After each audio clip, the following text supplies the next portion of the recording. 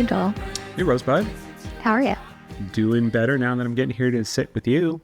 Yeah, it's like the first time we've seen each other today. It's been busy. Or yesterday. Yeah, it's been busy. Yeah. And we have the air conditioner working now, so that's good, right? Thank God. Thank you, Anthony Heating and Plumbing and Cooling, which does not sponsor the show, but did fix our air conditioner, which has been out for the last 2 days. So, yeah. And welcome to our wonderful Do We Have To crew for another fine edition of Do We Have To, a marriage podcast. I'm your host, Sean. I'm Emily. Emily Miller, the rock of our family, post Mother's Day, which unfortunately I worked during, and I don't really feel like we did a very good job, but she handled it like a champ. The matriarch of the Miller family, Emily Miller. Thanks. You're welcome. It's been a while since I've done that. It has. I was really worried you were going to say the MFer. You asked me not to say that. I know. What kind of husband would I be if I just blindly ignored one of your commands? Probably like most other husbands.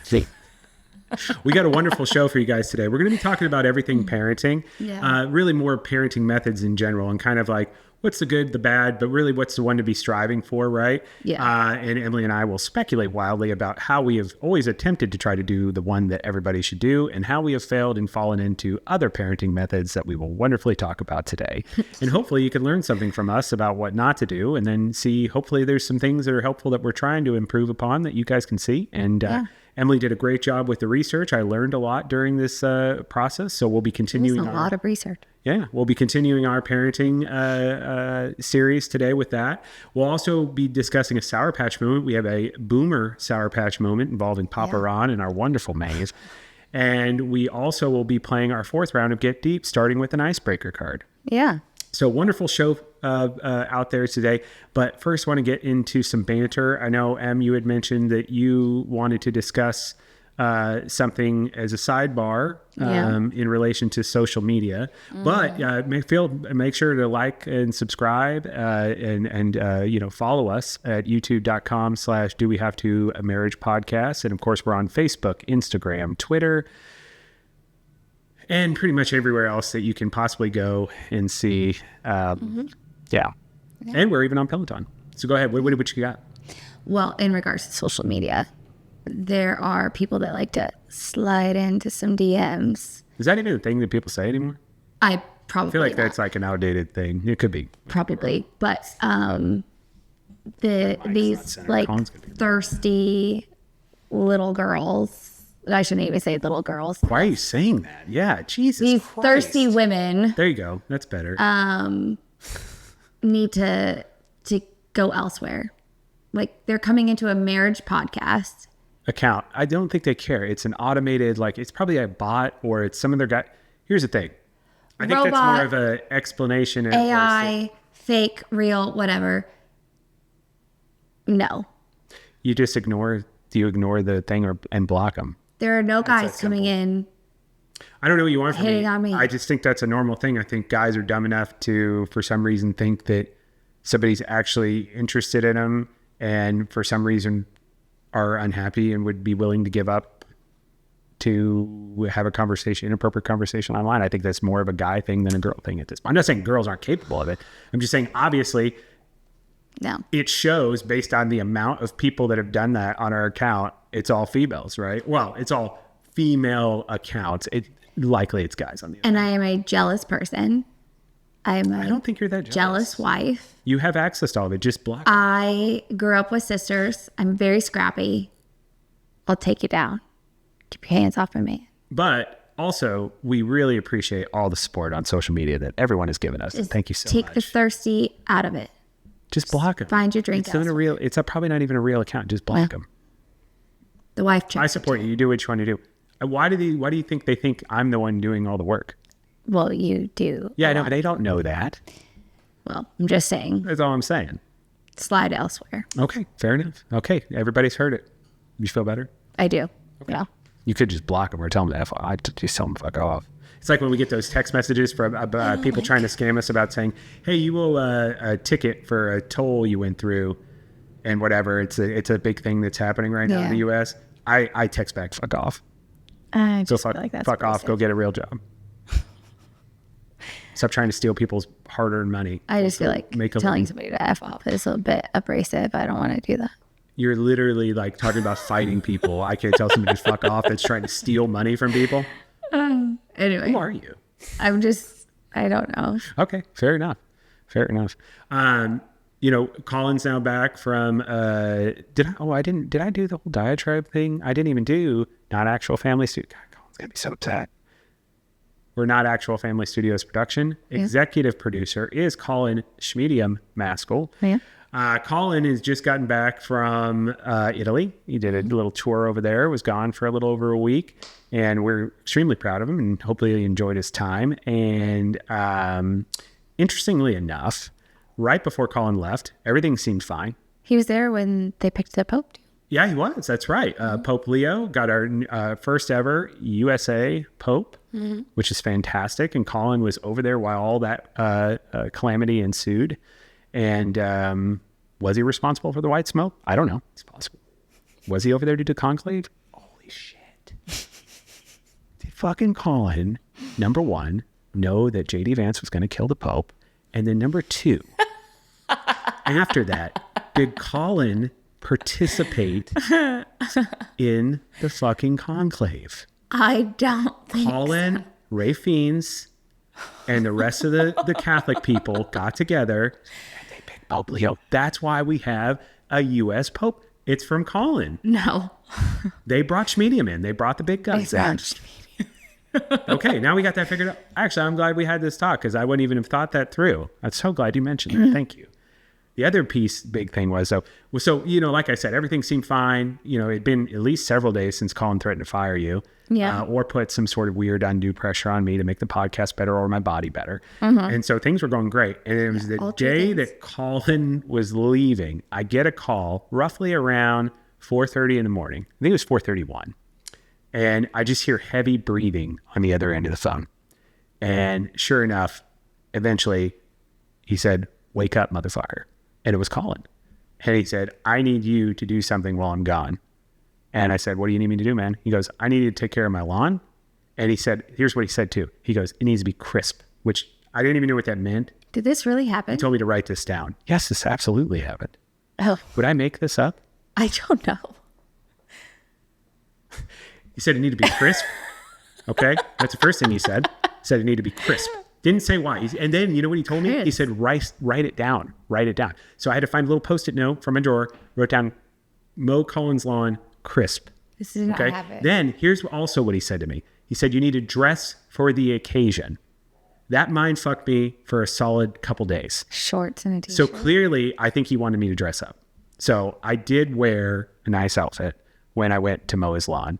And he also told me it would be very easy. In and out. I don't think any of this was true. So I pull up. It's Seamus's. Anyway. So I'm given the mission. Seamus's birthday. And I tell Seamus, "Hey, Uncle Colin has given me a deadline. We have to mow the lawn before end of day your birthday. I know Uncle Colin's still out of town, but he said he would never support the podcast again unless I mow the lawn. And it has to be crisp. And we have to be dressed for the occasion." What is crisp? I don't fucking know. That's what Colin said, okay? So all I was imagining is had to be a perfectly manicured lawn. I'm assuming that's what he meant. I don't know. We'll see if he even edits this video. I guess we'll know if it was crisp or not, right? So anyway, and Seamus asked the same question. He's like, "Where's crisp?" I don't know. We just got to fucking make it look good, Seamus. We got to get it done. And Seamus and I get there. We open up the garage. Thank you for the code, Katie. And in it is just a single push lawnmower. And Colin's size of Colin's yard. I don't know of any other American that would own a push mower for the yard that Colin has. So I said to myself, no problem. I'm in shape. I can do this. 15 minutes in, I really, really thought, if David Goggins wants to challenge himself, the man who runs 100 miles at a time in the desert, I think Colin's yard would create a challenge for him. Because there was multiple things I did not think of during this whole process of mowing his lawn. Number one, he might as well have some sort of moat around his house because he lives on a fucking hill. I assume it's for strategic purposes in case somebody were to try to invade his land. everything's on a hill. The hills were on a fucking hill. Okay. It was insane. 2 hours later, not only am I dressed for the occasion, I'm in nice clothes. I am soaked in sweat. I've never felt as tired in my entire life. I've ran a half marathon. That was that was so much easier compared to mowing Colin and Katie's lawn. Yeah, they've got the like swing set thing. I have nightmares about that lawn where They've got trees. I just am, all of a sudden I'm at their house and there's a mower out there and Satan appears and he says, this is it. This is your eternity. Your hell is you're just going to continuously on loop. You have to mow Colin's lawn. It has to be crisp and you need to be dressed for the occasion. And you better figure out what crisp. That's right. It was fucking intense. So anybody out there that has ever offered to, move somebody or mow the lawn for your close best friend of all time, and it ends up being a fucking whole bigger other thing than what it is, I feel you. And it was worth every second of it. I was glad I was able to, hopefully buy some goodwill for us, for Uncle Colin, so he'll continue to, do the show, not threaten to fire you. Forest. Absolutely. And just continue to have us within his clan. So, Colin, it's good to have you back. We love you. Hopefully the lawn was as crisp to your standards as possible. And, yeah. I bet he's even asking what the word crisp. He's the one who said it. And I tell you, it was really early in the morning. And he was he's kind of a low talker. So hopefully he said crisp. Maybe he meant something else. That's what I wrote down. Anyway, Lord. So, Sour Patch Kid moment. Yeah. We went way over on banter time, but he can't be mad about it. No, because you mowed his grass. That's right. I did. That'll buy us at least a week. Yeah. So Sour Patch Kid moment. We want to go into, we have a boomer Sour Patch Kid moment. We do. Featuring Papa Ron and Maeve. What's that all about? Yeah, so that's a tag team situation. Well, your dad is military. We've talked about that before. So Is this the commissary story we're doing? Yeah. Ah, fuck me. Okay, go ahead. So he takes us over to the commissary so that we can get groceries. And it's also where he likes to shop. And he gets in his little scooter cart. And I have like a push cart. And Maeve will normally ride on the scooter with him. And she doesn't ask us for things. She asks Papa Ron for things. All the kids do.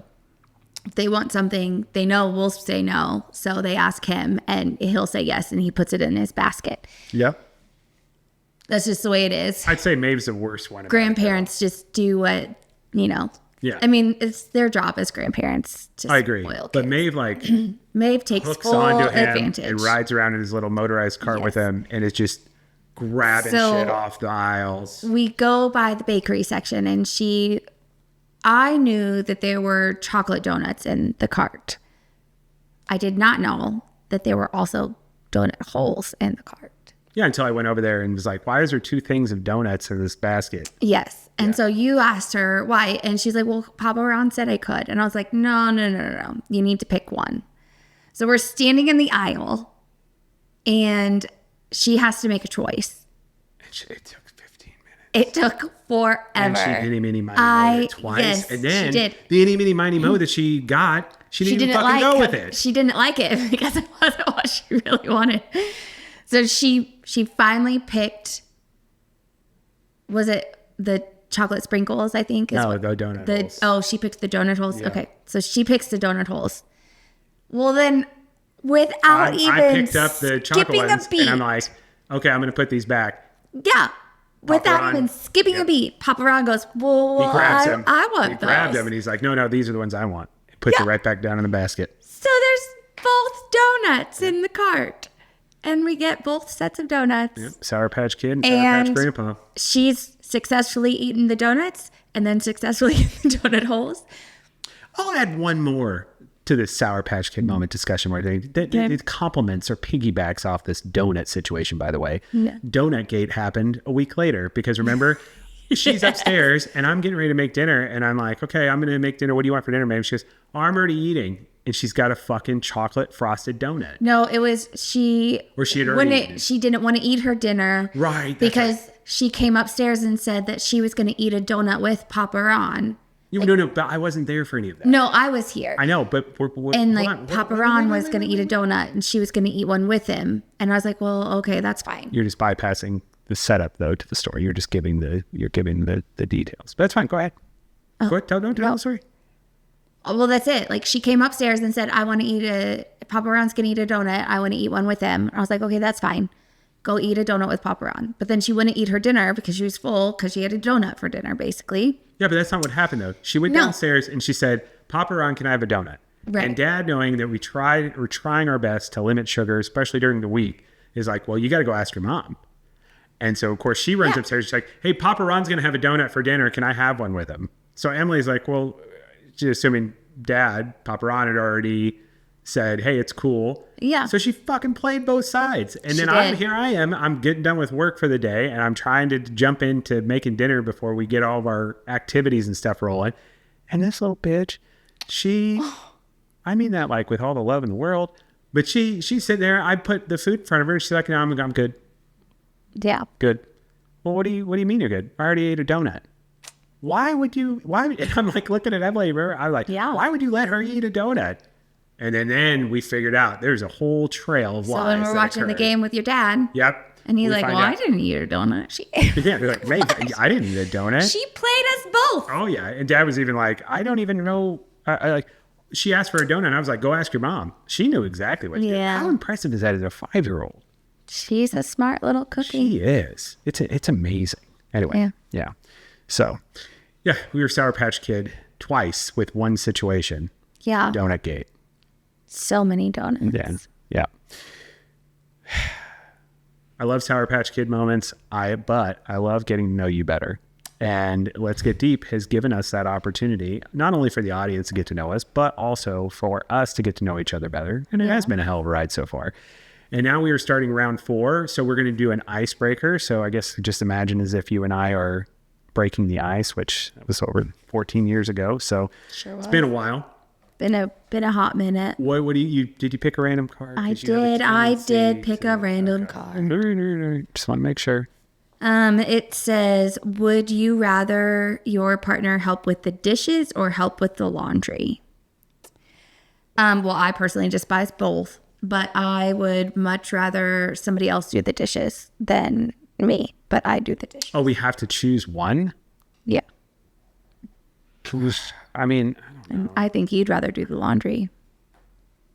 Rather have somebody do the laundry? No, like you would rather do the laundry. Okay, I'm sorry. Maybe I'm misunderstanding your question. Is there one that I'd rather take on? Yeah, I'd rather. Well, I mean, I don't care. They're both fucking blow. Equally. I know. They both suck. But I feel like with laundry, I feel a little bit more accomplished. Plus, I feel like I would be less annoyed with the laundry. Whereas when I touch the dishes, or I'm going through the dishes, and I see some dumbass shit that shouldn't be in there, like somebody dumped cereal in there without putting it down the garbage disposal side, or why are we using these things when we have like peanut butter, recyclable spoons. plates? Yeah, exactly. I do get overly pissed and worked up about that. And I turn into an authoritarian. Is it authoritarian parent? Yeah, I get all authoritarian. No. Just go. Anyway, nonetheless, dishes get me pissed. I do. And it's not because I don't like doing them. I'm fine with doing them. I just feel like a lot of dumb fuckery ensues with the dishes. Yeah, I don't like the dishes. Yeah, agreed. Yeah. But I do them. Okay. It's my least favorite card we've gotten so far, to be honest. But that's fair. I guess that's a good question to open up and talk about.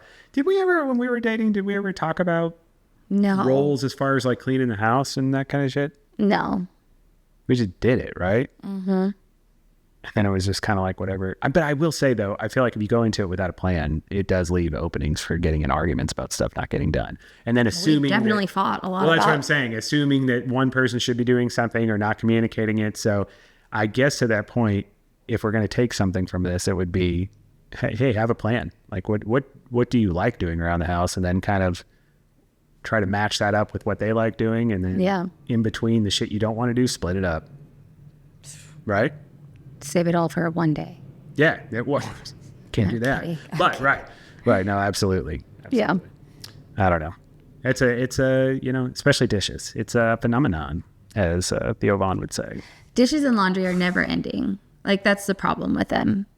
You're never done. No, but a lot of times it's like unnecessary what's created. Like the kids sometimes throw clothes in there that aren't dirty. That infuriates Towels. me. Use the towel more than how many times? Use the towels more than one fucking time. Like if they're not musty, smelly, hang them back up so they dry, air dry, and reuse the towel. I don't understand that. Why do we have to have 50 towels in the laundry? Really like the old towel situation. You bring reusing a towel? I mean, if I was just like washing my hair, that's one thing, but like washing your hair and your body and like. You're clean when you get out of the shower.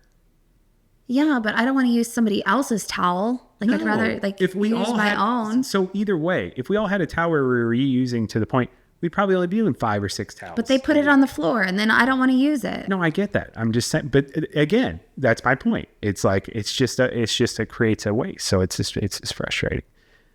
And I think that's a great segue into parenting methods, styles. Absolutely. So we, as we've been doing for this entire process of this parenting series that we've been on, we've been utilizing, research through various foundations, a lot of CDC, National Institute of Health, that sort of stuff. Now, this one is more unique because it is very specific to the parenting methods. Mm-hmm. What did we utilize in doing this research? I'd used a lot from the CDC. It was CDC, and the American. Just want to make sure, just in case anybody wants to fact check us, they know what our sources are.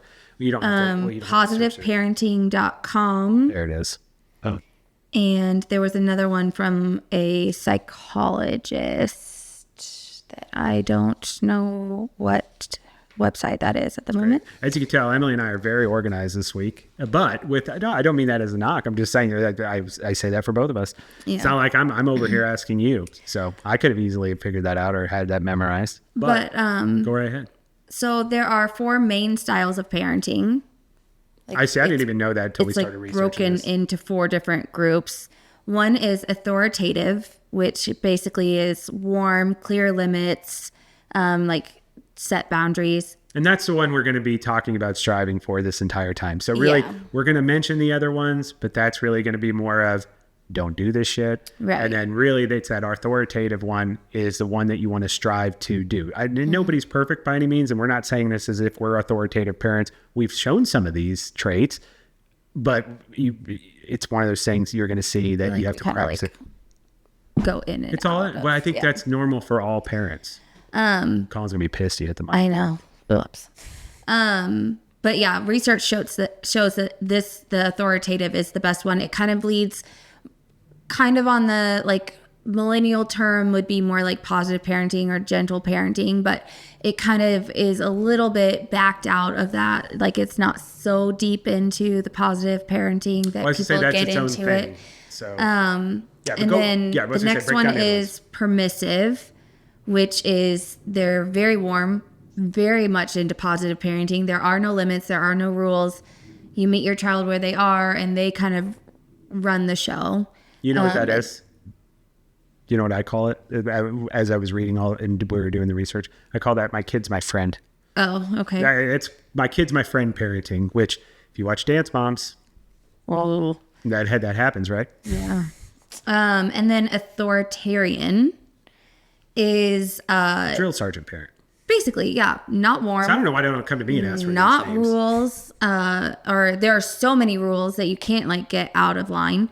It's basically blind obedience. You're fearful of. I know it's best. I don't need to explain to you why I'm telling you this. Just fucking listen and do it right. You know your consequence if you step out of it. Like it is like you toe that line all the time. Yeah. And then there's uninvolved or neglectful parenting, which is basically absentee. That's self-explanatory. There's no involvement, no nothing. Like you could give 2 shits. I'm gonna go get some milk. Parenting. Yeah. But anyway, we're going to focus on authoritative parenting because that's where all the evidence shows that children like strive the best. Thrive in the environment of an authoritative parent. Yeah, absolutely. Yeah. And all the studies show, and I don't know exactly what you're going to bring up, but all the studies show though that kids versus all the other parenting methods are so much more likely to be successful, handle the environment, the world the way it is better, do better in school, have better do better with their mental health. All those things are related to this specific parenting style. Right. It's a style of parenting that invites you to get like at the level of the kid, give them some choice in the decision that's being made, but you still control the situation, if that makes sense. So yeah, it's having a firm boundary, but at the same time, so you're still the parent, they're the kid. You're not on the same level as far as like, hey, you're my fucking buddy. I just want you to be happy. It is. But you're creating a healthy boundary. I'm trying to make the best environment for you, but I'm also allowing you to start growing and trying to be independent and making decisions on your own. And I'm trying to guide you while that's happening. Yeah. It was created by, this is the other person. It was created by the developmental psychologist, Diane Baumrind. Shout out Diane Baumrind. It's basically the middle where the most famous of the Baumrinds, by the way. Of where permissive and authoritarian meet. It's like the middle ground of it. Yeah, in accordance to like child psychology. Yeah. And that came from the CDC. And she has a whole bunch of books. Like if you go down a rabbit hole on that author or that psychologist, she has written so many books. She's written so many articles. There's so much that you can find on her. And she even breaks out authoritative versus positive parenting and gentle parenting and all of that stuff. Like she kind of is like, well, this is why this doesn't really work, but this is a subcategory of like, this is why this started kind of thing. But yeah, I mean, it's just kids that have an authoritative parent are more likely to succeed in school, more likely to succeed as an adult. They have a lower risk of mental health crisis. They have a lower risk of physical health crisis. They know how to live longer, healthier lives. Yeah, they know how to become independent, thriving people and productive citizens of the world. And they have more of an ability to be empathetic towards other people when making decisions. Where authoritarian kids can't make decisions. They don't know how to make a decision because they're so afraid to like make the wrong one that they're kind of like in analysis paralysis all the time because the research shows they tend to make the wrong decision, and it's because they've never been kind of trained essentially, because that's what we're doing, right?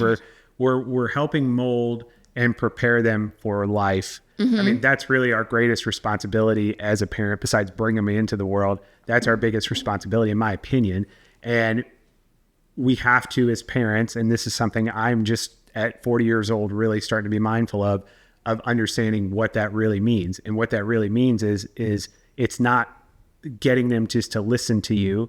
It is getting them to understand why they should listen to you in various times. It's also when you're making mistakes, it is communicating to them that you made a mistake and here's what you should have done, and own it, be accountable for it, apologize for it, so they can understand and take all these experiences, compile them, and then be able to be a fully functioning, positive adult as much as possible. Yeah. That's the goal. That's why it's there.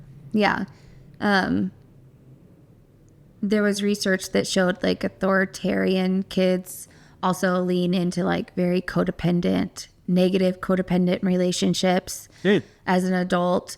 Neglectful does the same thing. They either go super codependent or they're neglectful in all aspects of their life too. Permissive is kind of like the stage 5 clinger kind of adult.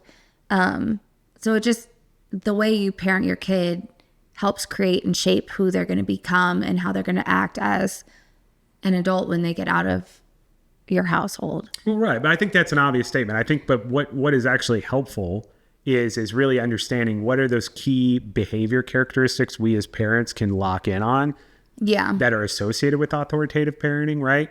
And it's those things that are, if you can hit those more than you're not, you're going to create likely a healthy child. Yeah. If you fall into those other tactics, like when they're not doing something right, if your response, which I'm bad at, I can fall into that authoritative type of parent where it is authoritarian. Yeah, authoritarian. Sorry, I don't fucking. Can you? Hey, genius fucking psychologists out there. Could you motherfuckers not make there's 4 parenting styles that you all break down. Make not 2 of them sound exactly the fucking same.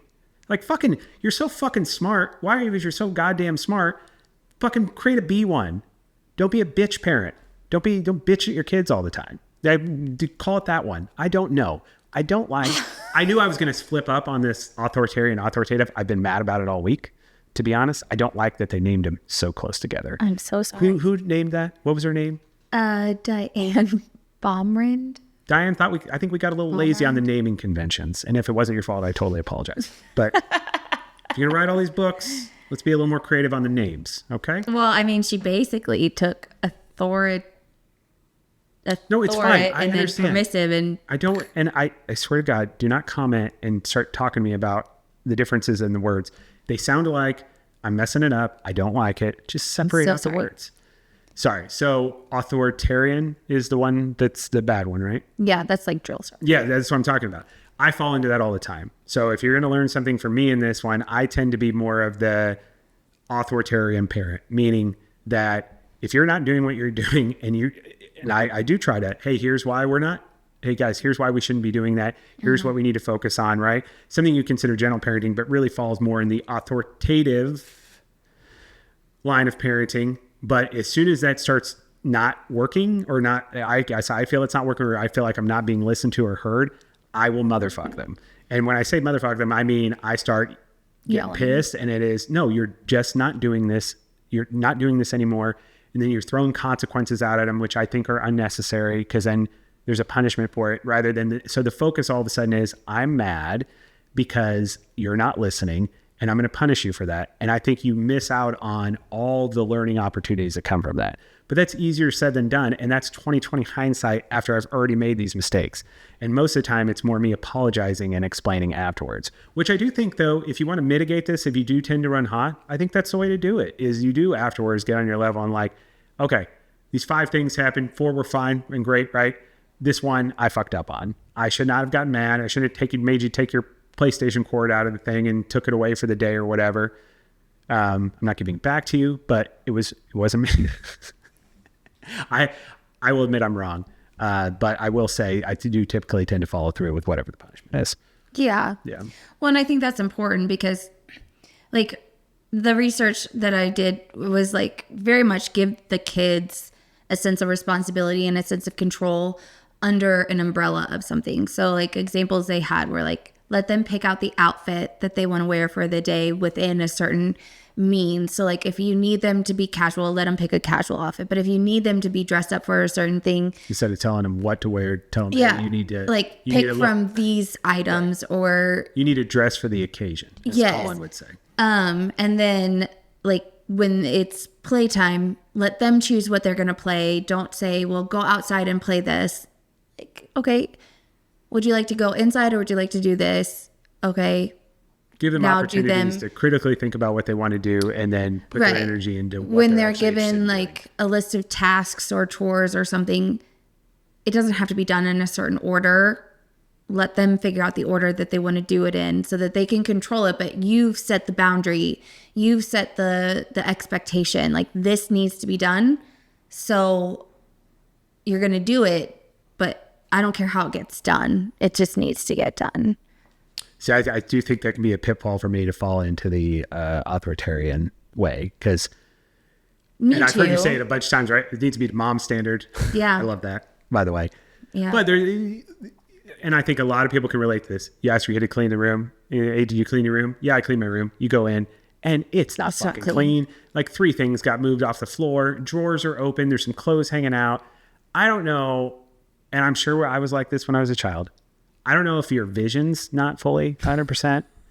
Like you just cognitively don't understand cleaning, but it seems like there is an age thing where we just don't know what clean is. And we just try to, but you know what it really is? It's the understanding that like, I think the ultimate thing is, and where I think this type of parenting is so great, is that what it creates is that gives the kids truly at a base level an understanding that things that you don't like and things that are hard, if you do them, there's positive results that come through it. Right. But if you tend to focus where things are easy or you quit, it's not, right? And I do think, though, that type of parenting allows you to kind of get that message across in a much better way. Yeah. Whereas an authoritarian, you're just yelling at them what they should be doing because you in your mind know what's best, but they don't really actually learn the fundamental value of it, right? Right. Permissive They're parenting, not explaining it. I think you're just more worried about you and your kid getting along. And when you're worried about getting along with them, you're going to sacrifice a lot of things and you're going to create a lot of unhealthy boundaries. And we've been there, right? I know there's been times like you've worried about, me too, where you take things kind of personal as far as how they get mad at you or get upset with you. When they're just being human beings, that like, if that's something that throws them off on their day, it has nothing to do with you, our relationship. Right. But we tend to be kind of like, oh, I don't like that. You're being kind of mean, right? Or hey, why are you acting like that with me? And I think that's where you fall into those permissive, positive type of parenting styles where it's more about getting along. And that's the focal point of any situation where you're trying to communicate with your kid. It's going to lead to you not allowing them to grow in a positive way. And it's going to create support in them kind of taking the path of least resistance or quitting. Well, yeah, because I don't want, like, I fall into it sometimes because I don't want to have like a negative relationship with them when they're older. Like, I think, I don't think it's possible if we're consistent with this type of parenting. I don't want them to hate me when they're older. I agree. But I just think if we're consistent with this type of parenting method, that's not possible. But I think if we fall into the other ones more, then it is what you should always be doing more for me, because that's that kind of expectation you've created with that positive and permissive parenting. Or you've created all this couch time and trauma and you were a fucking asshole and you just never, you're never good to me. That authoritarian type of parenting. But if they always understand the why, regardless if you fuck up or not, I feel like then you are still consistently in line, even though you've fallen into those other things. If they understand the why, and if you've owned up to it, you've taken accountability for it, and they not only have you admitted you're wrong, but they've learned something from, oh, well, he messed up, and why did he mess up, and how did he explain? And then what he was talking about, what did that mean? Okay, I kind of understand that. And he did say sorry. So like, I still feel like you're correcting it back. You're throwing that ball back in the authoritative. Even when you mess up, you can still get it back to there. Yeah. Even that situation can be put back into that parenting style. But it takes a lot of fucking work. It does. And why is it that most people aren't authoritative parents? Because it's fucking work and it's hard. It's And really we as human hard. beings, we are genetically designed to try to take the path of least resistance. And I know we don't want that for our kids. So again, we've talked about this in previous episodes. You got to model, and that's what it is. So there's no magic pill, guys. There's no Emily could tell you this information. It's pretty simple and straightforward. Authoritative parenting is you're not an asshole, but at the same time you have firm boundaries. You get the kids to understand why you're talking about what you're talking about, why you make the decisions you do. You allow them to have some freedom, safe risk, to make decisions and have independence. You harness that, and you allow them to kind of see you modeling being a productive, good human being. And then also you're supporting that, right? Yeah. But if you expect there to be some sort of like magic method, a magic pill, or a quick fix on this, it's not going to work. And you're just going to fall right back into those other parenting methods. Like 3 things to keep in mind is like the triple F. What's that? It's the firm rules and expectations and follow through of those rules that you've set and expectations that you've set. And then fair consequences. So pick a consequence. That one. Yeah, pick a consequence that relates to the behavior in need of correction. We're terrible at that. We really are. Because we try to, and I think that's the thing. I got to get out of the mindset. We try to hit them where it hurts. And when I say it hurts, I don't mean I want to hurt their feelings. No. I'm just thinking, is this something that if it's taken away, will it have impact? But to your point, obviously it's only have a negative impact. Because when I'm like, hey, give me that fucking PlayStation cord, that has nothing to do with being respectful and listening. No. But then I guess my question is like, what's a good... Hey, and reach out to us on socials. Let us know as we're talking about this. Consequences are really hard. Give us some, if you guys have any good consequences that relate to the crime. So say like not listening, for example. Seamus did that the other day where we're having a conversation, you just started walking off. That's a big no-no for me. You know, you're having so long as the conversation is healthy. And at that point, that's what it was. We were talking about running and he didn't want to do it. And so I was explaining how it's when you don't want to do something that is good for you, it is even more important that you do it because you're training your mind to have discipline and doing something you love doing something you hate like you love it is the ultimate success tool of creating discipline and being successful no matter what it is you're tackling. And he just started walking off in the middle of that conversation. And I took away his PlayStation cord for the day, which what does that have anything to do with that conversation? Absolutely nothing. I guess my challenge to that is what is a consequence to that? I mean, I probably could have been something like sitting there and forcing him to have you're going to sit down and we're going to talk about this. We're not going to focus on anything else. I guess that's a consequence, huh? I mean, we still did that though. We still made him come back and listen. Yeah, but then I took away Fortnite for the night. Yeah. Dude. And then the last F was friendly words when given directions or consequences. So like no name calling or talking down to them or blaming them for outside things. So for example, it's like if they spill the milk and you're like, are you trying to ruin my day? Or you always do such and such. Like if you find something on the floor, they made a mess and you're like, you always do this. You always leave this out. You always like, it's just a lot for them. And then we do that a lot, actually. Now that I'm thinking about that. Saying like, it's all your fault. That one's not too bad for us, but I think it's easy to fall into that. Those are all things where it's not necessarily like, I don't want people to understand this where you're bad if you do it. No. I mean, I think a lot of times it's perfectly logical. Like you do always not do this thing.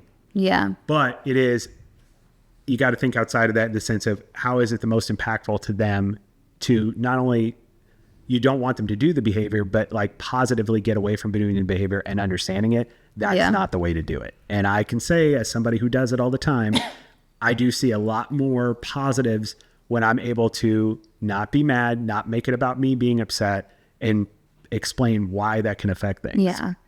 And like the name calling stuff is a big one. Like don't call them dumb or a brat or spoiled or, anything like that. Yeah. And I think, again, it's something that's hard for you. It's like you have to be constantly vigilant and mindful. Parenting is motherfucker, guys. Mm-hmm. And it's one of those things, I think if you're really trying hard at it, you never feel like you're good at it. Yeah. And we're going to fail. We're going to fail just as much as we succeed. Yeah. A lot of times. Well, and like it's on the CDC website, they had like a personality kind of test thing to see what style, like you take an assessment to see what style of parenting you kind of fall into. But when I took it, it was different when I thought about each different kid. So I did it 3 different times and my percentages were different for each kid. Not saying that I have a favorite child or anything. It's just the way we approach each child is different because of the needs that each child has. Mm-hmm. And their ages had a lot to do with it too. So like the level of expectations we have for our oldest versus our youngest versus our middle, like that all changed. So I don't think it's something that I think it's something you have to be aware of, but I think it's also, but just so everyone's aware, I did fall more into the authoritative than the authoritarian. I think we both do. Yeah. But I thought it was just interesting when I answered each question based on a certain kid that it was a slight different percent. Well, we're all human beings at the end of the day, and our kids have different personalities, and sometimes you mesh better with those or you don't. I mean, I think we just have to be honest with ourselves. It's not that you like a kid differently, but like with Seamus, I know I put a lot of pressure on him as being the only other. That's not a knock on Papa Ron. Papa Ron's an older man who's has health issues. So when I explain that, a lot of times I'm talking to him about things. I'm not calling him names. I'm not telling him he's doing something wrong, but I'm cautioning him that his choices, even the smallest ones, can be impactful when you have a family when you're older. Or, hey, you're not going to be responsible for taking care of your sisters, but you're going to be responsible for being a big brother that supports them. Yeah. And if you adopt this mentality of being a victim or not doing things when they're hard or quitting, you're not going to be as good of a husband. You're not going to, and I tell him that, and I say that to him. I say, take this from somebody who's failed at those things or not been as good as those things. I'm trying to explain that to you, but I still think it's putting way too much pressure on him. So you have that with him. With Tegan, I think I'm way too hard on her. Like I think I point out negatives of things she's doing all the time. And I think it's because I'm scared of what that could turn into. And I try to explain that to her. Maeve, I'm way too soft on. I'm way too buddy permissive parent with. But I think here's the thing. If we can look ourselves in the mirror and we can say those things, then we can start focusing on how do I get these particular situations back over to the authoritative. Yeah. And there's different methods to that based on how it is. Because I am more in a permissive state with Maeve. I'm authoritative with Tegan, but in a completely different way. I think it's more in a negative. I would even say, like, I don't name call it, but like the way I bring it up, I think it would fall into that name calling thing where it's like, here's what you're doing. You know what I mean? Like just throwing in her face what she's doing sometimes. And then with Seamus, it is authoritative, but it is putting the pressure of the world on his shoulders, but trying to give him the tools to handle that. Because when you go out in this fucking world, it's going to, everything and everyone is going to try to break you down. Yeah. And how do we get it to the authoritative? And that's kind of what we were trying to explain today, as far as what those methods implement one change at a time. Like, don't, like, nothing's going to change overnight, but just try, like, micro authoritative parenting. Like, see the situation and try to implement that type of understanding. And it really is getting the kids to understand why, whatever the situation is, you're either wanting a specific behavior or having a specific conversation. Yeah. When you fuck up, make sure you explain yourself, make sure you own it. And, you know, that typically comes with an apology as well, just like you would expect for them to handle in the real world. It is really trying to be as good a human being possible and preparing them to do the same thing. Yeah. But allowing them to grow into their own person. There are so many resources out there for parenting styles and how to be a better parent, how to phrase things. Like, I clearly need to do some research on appropriate consequences. I think that's the biggest one. Yeah. And just when you do fuck up, I think we do need to have a better strategy for how that's discussed, and definitely involving the kids more in conversating through what the decision-making process was and what they should have done, and allow them to get there, as opposed to just explaining to them and motherfucking them about what that's going to lead to. Right. You know? Yeah. Yeah. So guys, definitely let us know, after you listen to the episode, give us a shout. Obviously we'll have shorts out there as well, as we normally do every week. Feel free to comment. Tell us what your guys' parenting struggles have been. Tell us how you've been able to hit the authoritative parenting type of role. Definitely help us out with the consequences. As you know, Emily and I, we try to bring these issues and information up to the forefront, but we're in no means experts or trained professionals. We're really trying to just navigate these waters and give everyone a platform to understand you're not alone. We're all in this together, right? So definitely reach out to us on our socials. Do you want to go over our socials really quick before we wrap up the show today? Final thoughts? You can reach it. Oh. Your final thoughts? You never got to enjoy cable. For us, what like doom scrolling is for kids now, or doing all that dumb shit, is like watching Jerry Springer and Maury and all that shit. Never watched those. Oh, okay. Anyways, you can find us at dowehavto.com. You can submit your comments and questions there.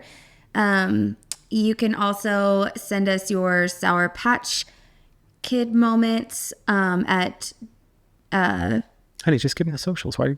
You can tag us. I don't know. I changed the hashtag. Instead of hashtag Sour Patch Kid moment, I shortened it to SPKM because everybody's complaining that Sour Patch Kid moment was too long. People were complaining about it. It was probably more me, but... Anyways, you can find us on Peloton at Do We Have To Pod KC. That's following Sean.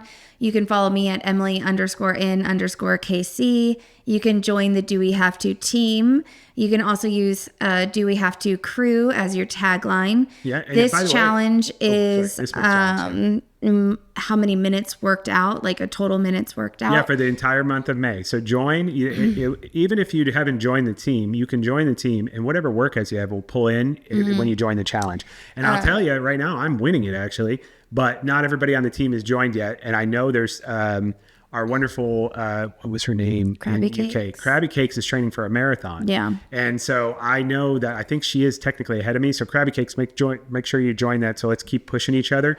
But right now I'm winning that. And, but we're growing each week. We're getting new members, as well as the fact that each week we're surpassing total workout time. I think we did 80 hours last week. Yeah. So congrats to everybody on the Do We Have To crew. And you can find us on YouTube at Do We Have to, a marriage podcast.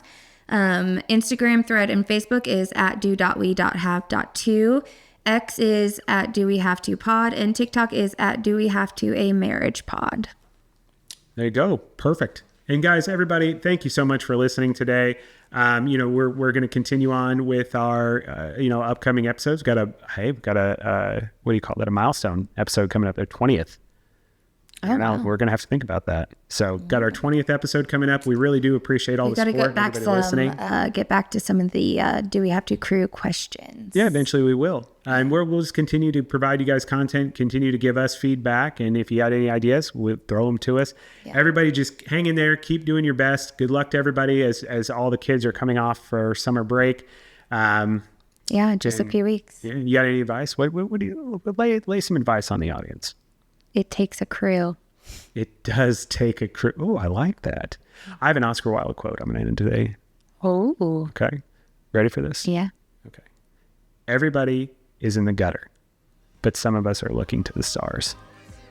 Be the ones that are looking to the stars. Oscar Wilde. Also, don't be an asshole. Learn something. That's right. Have fun. I love you, Rosebud. Love you too. Wake up, I'm about to shake up every little thing, show you all that we can be. Come dance in my club.